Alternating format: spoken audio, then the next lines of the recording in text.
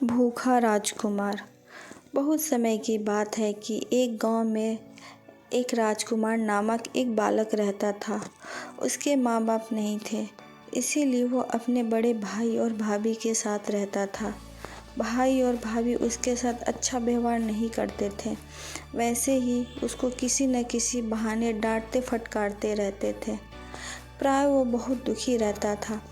एक दिन राजकुमार को उसकी भाभी ने खूब पीटा।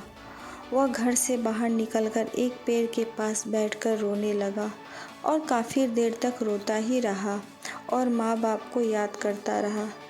उसे वह बैठे बैठे नींद आ गई। कुछ समय बाद इधर उधर से शेर आया और राजकुमार को उठाकर जंगल की ओर ले गया।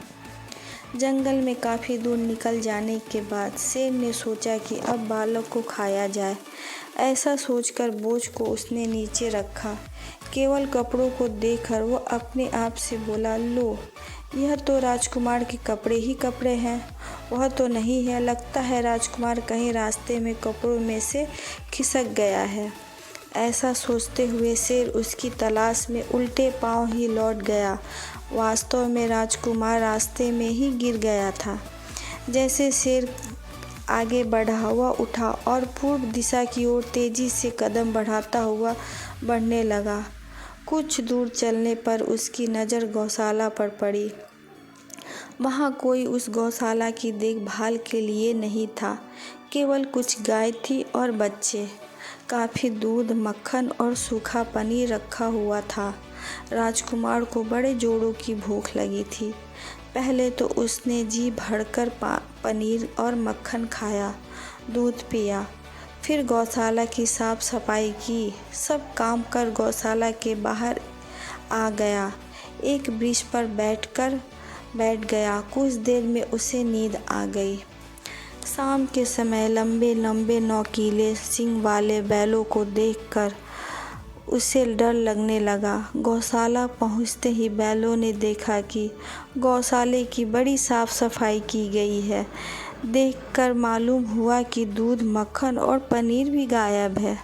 अवश्य आज कोई यहाँ आया है। आओ देखें कौन है जिसने हमारे गौशाला की इतनी अच्छी सफाई की है।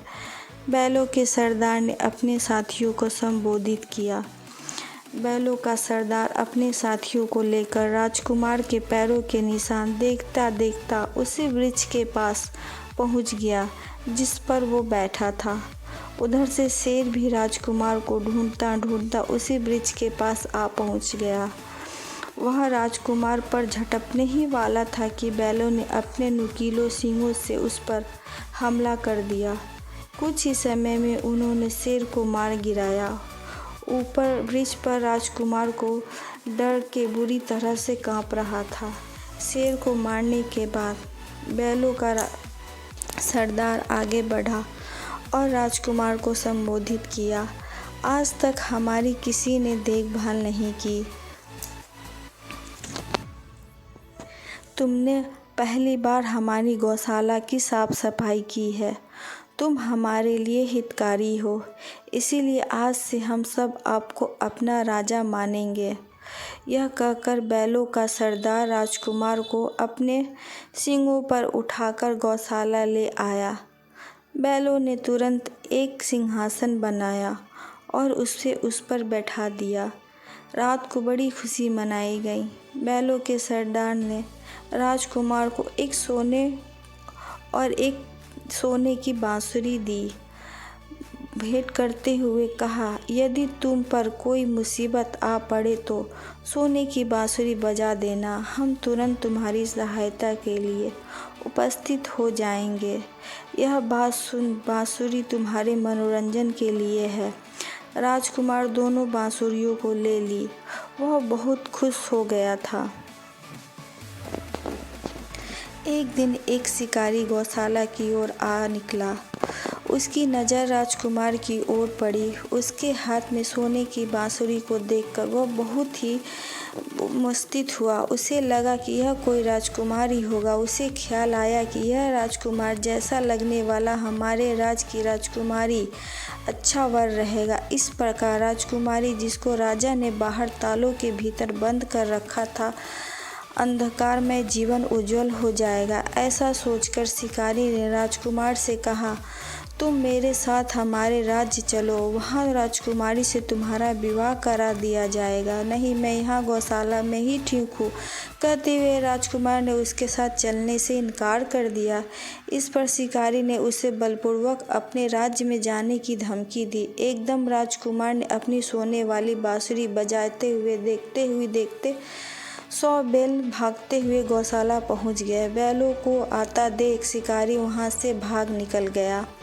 शिकारी सीधा अपने राजा के पास पहुंचा और सारा हाल कह सुनाया। उसने राजा से राजकुमार को राजकुमारी के विवाह के लिए अपने राज्य लाने का प्रबंध करने के लिए सलाह दी।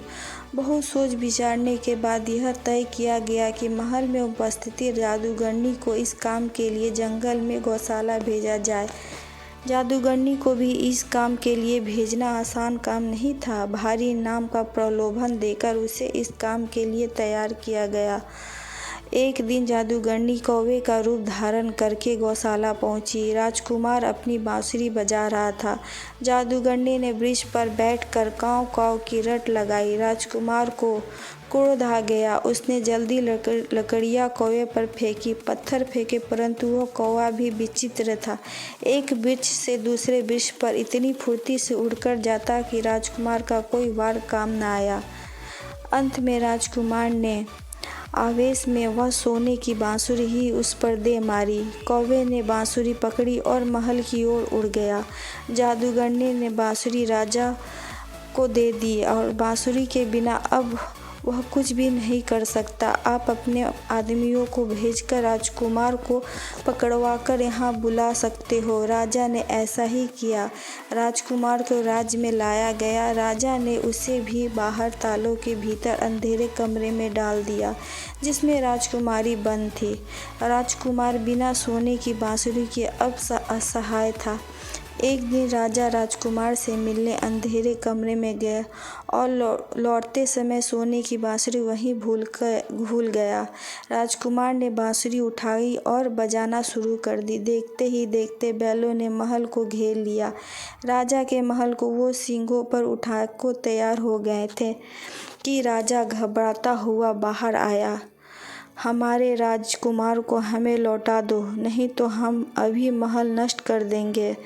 यही नहीं, साथ में राजकुमारी की शादी भी हमारे राजा के साथ करो। बैलों का सरदार ने राज्य के राजा से कहा।